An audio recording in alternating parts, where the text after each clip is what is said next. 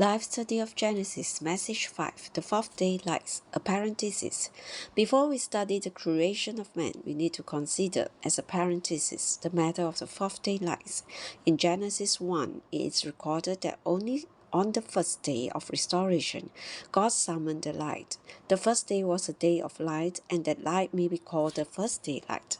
On the fourth day, God did something further regarding light. He made the light bearers, the sun, the moon, and the stars. The Bible does not tell us what kind of light was present on the first day, and there is no need for us to guess. The light of the first day was not very solid, strong, or definite. It was not given a specific destination. It was simply called light. However, the lights of the fourth day, the sun, the moon, and the stars were definite and solid, strong, and available. If we pay attention to the record of Genesis 1, we can see that God's restoration with his further creation was accomplished in 6 days. These 6 days were not for God's original creation.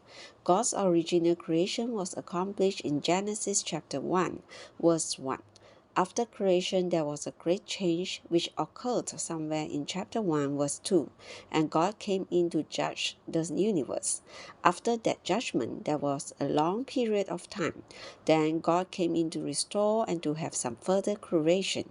This restoration with his further creation was accomplished in 6 days, which may be divided into 2 sections. The first 3 days considered as the first section, and the last 3 days considered as the second section. Each section begins with a day of light.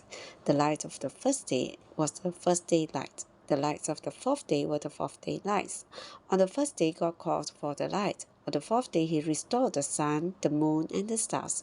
This is very meaningful. These days of light mark the beginning of God's creation of life. According to the revelation of the whole Bible, light is for life.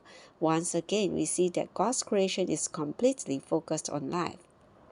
All that God created and made was focused on life and was for life. Thus, there is the need for light. Light and life always go together. On the contrary, darkness and death always go together.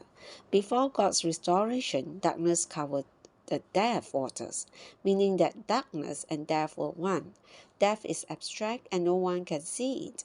Therefore, the Bible uses water to signify death. The deep water of the ocean is a picture of death.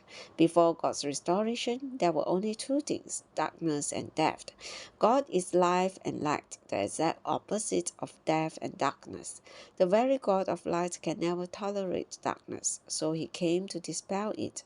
Also, the God of life can never tolerate death, so he came in to swallow it up.